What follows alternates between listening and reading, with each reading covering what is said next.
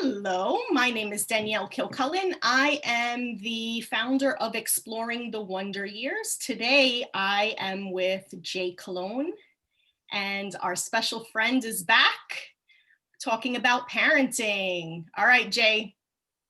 Again, we are honored to have Olivia Rios again for part two of co-parenting. Uh, and I kick it off to you, girl. Let's Thank you. talk. Hi guys, my name's Olivia Rios and I'm back again. Any questions? Talk about let's refresh what occurred last week. Did you get any feedback? I Uh, just had my feedback was saying, that I'm doing a good job. I think that a lot of my family members continue to say that they they're proud of me of how like I'm raising Kobe, especially without his dad present. And just how he respects me and just little things that like the discipline and the morals and everything is kind of coming together because now that he's 4, things are starting to make sense to him. okay, So I just got really compliments, not many questions. good job, Thanks. commendable. Thanks. I appreciate it. Yeah, thank you for being here and sharing your story. I think that your story can really help other people for sure. And I appreciate you being here. Thank you. So let's start with, let's talk a little bit about culture, upbringing. What has that looked like in your parenting of Kobe, who is now 4 years old, as you mentioned earlier? So for me, I feel like I'm trying to create a different culture for my son in regards to, being consistent, trying to put him in sports. Currently, we're not in sports because of COVID. I think we've had enough scares that I'm just like, I'll wait until we can kind of enter that back into our lives. But he has been in sports since he was 18 months, and everybody's looking at me like he's not even 2. And I'm like, it's okay. We're figuring it out. He needs to learn teamwork. And even that young, right? Like, you have to still help him. So I would help him and hold his hand while, our interest of sports was soccer. And he's looking at me like, how do I kick this ball? Sometimes he would try to jump on top of the ball. But so it's just, doing the day to day, being consistent, having breakfast in the morning for him, and I kind of set the expectations like we're gonna have breakfast. After we have breakfast, we're gonna go wash your face and we're gonna do at least 20 minutes of handwriting because that is his struggle right now. He Mhm. looks Be- at me like I'm sorry, go ahead, finish. he doesn't want to use a pen. So that's our practice, our daily practice. Being that we're in the holiday spirit, what does your holidays consist of as far So as so upon Kobe's being born, so we lived with my mom for a good portion of the time. So it was always us three, but we always spent time at my sister's house, and all the family would spend time there. Um, and so we spend Christmas Eve together. Then prior to Christmas Eve, we would always make pasteles. Like that's something that we try to keep as a tradition for yeah, us. Sometimes it doesn't always work, because things happen. But just the family time, like that's very important for us to make sure that we are together, whether it's big or small. Family time is very heavy, and I make sure that I decorate the home and that he feels like the Christmas spirit. He doesn't help me. It seems, like he really doesn't have any interest at this time, but he recognizes that he has it. Yeah. And so when you speak about, so family, I know is one of your core values. When you speak about spending time with family, what does that really look like? Who's involved in that picture? It's my mom, my dad, my grandmother on my dad's side, his 2 sisters, and their kids, and then my sister and her kids. Mhm. Uh, that's good, usually, huh? good size? Yeah. Yes, it is a good size, and not everyone doesn't always show up, but that's okay. Like everyone kind of recognizes who they are, what they're doing, and I guess we're very respectful and non-judgmental. Like if you can't show up, we it doesn't become like a show or drama. It's like, okay, well, we see you at the next event. Yeah. And what is your role in that? How involved are you in the planning process? So I usually am the organizer. We kind of, I'm assigning who's cooking because we always do potluck, so it doesn't fall too much on one person. It's mostly done at my sister's house. Mhm. We did have Thanksgiving here for the first time because I have my own place now. And it was really nice. It was just like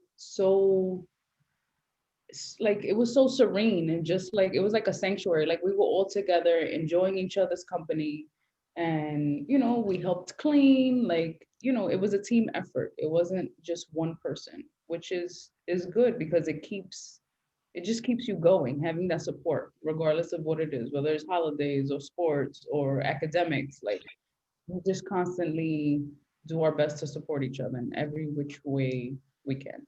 Yeah. That's I remember last time we spoke, you mentioned having that support, is that's your core, right? The small intimate family, your sister being a vital part in Kobe's life and the brother-in-law. Can you elaborate more on that? So it's funny because I was thinking about last week, and I'm like, I do have co-parenters, and they are my co-parenters, including my mom and my dad. It's like I have conversations, and my conversations are almost like, am I in the right direction? Do I need to shift the direction I'm going with Kobe? If so, give me some insight. My sister put a lot of tears, sweat, and time, and my brother-in-law, to my niece's sports and Madison's dance, and them just trying to juggle that. I was a part of it, but they also are a part of it for me. Like if I need Kobe picked up from school, or if they need to take him to soccer, like they are my go-tos. Even my niece Lex, like she's like, okay, she's over 18, and so she's willing to play that role. Like I don't have to beg anyone. They're just like, what do you need? Here it is. What is my role? What days? What time? So we're just like really always willing to cover each other wherever we need the fill-ins. And I feel so grateful because I know a lot of people don't necessarily have that, right? Oh, I'm sorry, or feel comfortable asking, because that's another thing. Asking for help is a big thing. Yes. And so being able to speak and say, look, I need help with this. My schedule is crazy. Like, I started grad school, and in the beginning, I'm like, it's either sink or swim. So I'm like, Key, you need to come get it because we not gonna make it past tonight. I don't know if we're gonna be alive. And so she'll pick him up for 4 or 5 hours. I was able to get my papers done. I went to pick him up, but I had that reprieve that I was able to get what was done, and he had his time with, because he adores my sister and my brother-in-law, which his name is Randall. But just having that support, he's like, he adores my brother-in-law. So it's like, wait a minute, I'm gonna go hang out with Unc. I'm getting ready. Let's go. Yeah.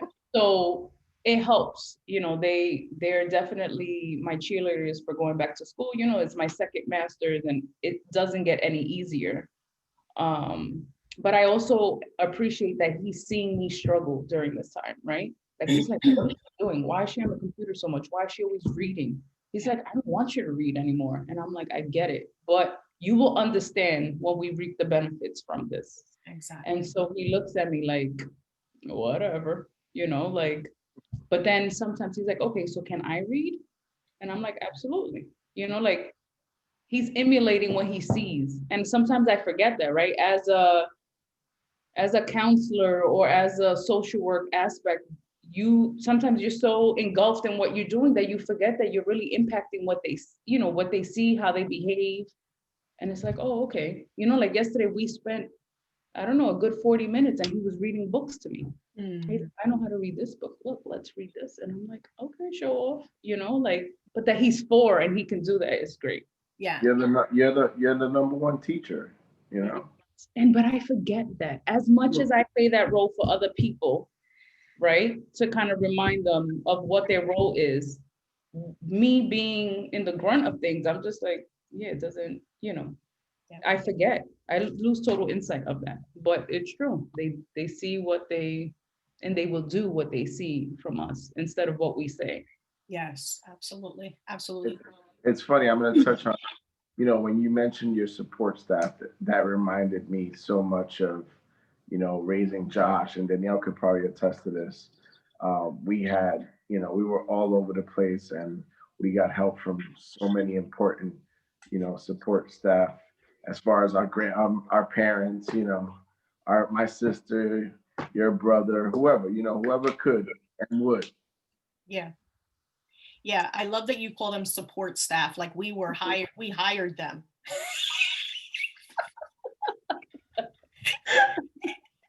They were on the payroll. Yeah, for sure. Right. For sure. To Now reap the benefits. we're all on Josh's payroll now. Like he's now flipped it. It's like, what you got in your pocket? Let me see. Send me some of that. What you got in your pocket? Only kidding. Yeah, back to something that you mentioned just a few minutes ago. What sort of topics are you talking to your support people about? Like you mentioned, you consult with them about certain things. What sort of things are you talking about or asking? My mom is a great cook, and she's always like, let's try this, like do it this way, because I don't like cooking. Like cooking, I have the hand to make a good meal, but I don't love being in the kitchen. So for me, it's a war within myself. And so he's not a great eater, but neither was I as a kid. So it's like I'm fighting the battle that my mother fought with me. Yeah. My sister is like education, the sports, the consistency, the discipline, right? Because we were spanked, and not constantly, but we were spanked as a form of discipline. And so that is what I naturally know. And I'm trying to recreate that. And it's like, no, we need a timeout, right? So like perfect example, the other day we get in the car and I'm trying to put on his seatbelt, and he's like going back and forth with me because he has his tablet. And I'm like, this is not what we're doing. I took the tablet from him. And I'm like, I need you to listen and focus for a few minutes. He starts crying at the top of his lungs. I put on his seatbelt. I sit in the front seat and I'm like, okay, for 4 minutes, you're not getting your tablet. He's crying at the top of his lungs. But before, I would have probably spanked him, as my instant like go-to. And I was like, okay, no, let me take a minute. This is what we're gonna do. And he learns from it, because he's like, I don't want you to take that thing from me. That's my life. Right. So it's just trying to recreate the parenting culture that I was taught. And once again, I wasn't like abused, but that was something that was done. We got spanked. And we try not to spank them, but I still want discipline and respect, and the learning, like they need to receive our respect as well. Like, because they're 4, that doesn't mean we should not respect them or listen to their feelings. And so I'm learning how to raise my child differently through how he responds to me. Yeah. And I'm learning, like, he doesn't like to be yelled at. So if I yell at him, he yells back. So I'm like, oh, okay, I can't do that. So now I speak to him and I sit with him like eye to eye. Yeah. That's commendable. It's so hard, right? Because in the moment you lose it. Yeah. And what we know, like, what I've known is to spank. Look, like this is how it is. But then I'm like, wait, my kid doesn't respond well when I yell back at him. So I kind of have to bring it down, calm down, and then I get him calm, and we can have like a conversation about what has occurred. Yeah, I think it's really important that we teach children how to problem solve.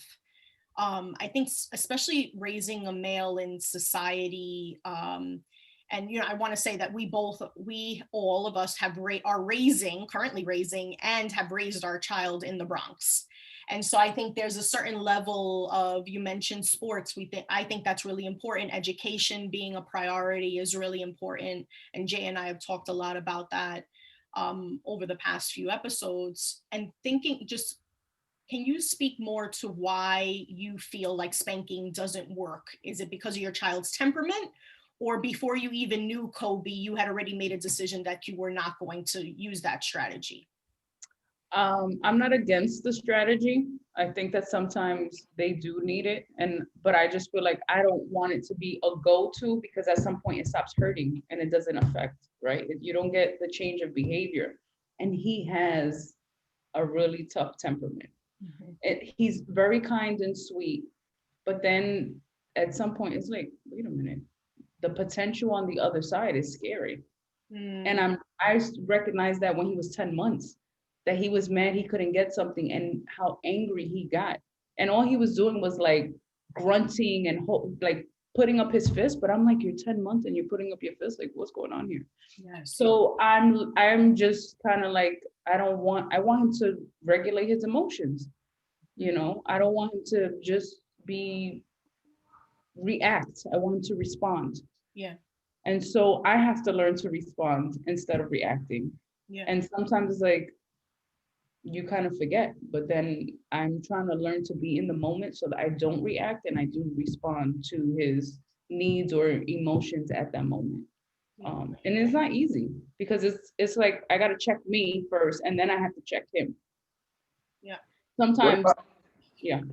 What about you? What type of positive coping skills you have to kind of, make yourself at ease as a parent? I definitely have to give like all the praise to God. Like I pray a lot, I read the Bible. I do work out, I meditate, and I love my wine. Like I'm not leaving that out. It helps me, it just helps keep me like mellow sometimes. Sometimes your mind goes rapid as a parent. And there's good job. It was under the other pillow on. Yeah. Okay. Yeah, it was on the other. Thanks for making a quick visit. Special guest star, Kobe. Right. No, but I've definitely have been praying for a very long time. Like when I came out pregnant, that was one of the things that kept me like calm, that I'm, because I was afraid that I didn't want him to be like a crier. I didn't want him to be a stressed baby because of the external things that were happening. And, his father and I were not going through a great path. So that for me, it was just like, okay, I need to stay in prayer because I knew that's what calmed me down. Yeah. And I've kept that going because I know that it makes me feel sane. Like I feel like I'm supported. Well, my relationship with God has been ultimate. But then the working out helps, and the wine and the meditating. So, and I also go to any working out in there? What happened? Any working out in there? Yes, I said that, working out. Oh, I didn't hear you. I'm sorry. Junior, I don't know if you and I have talked about like what coping mechanisms we have used, positive coping mechanisms we've used over the years. I think we did. I thought we did. I don't think that one has made it to YouTube. Oh, okay. Take 4.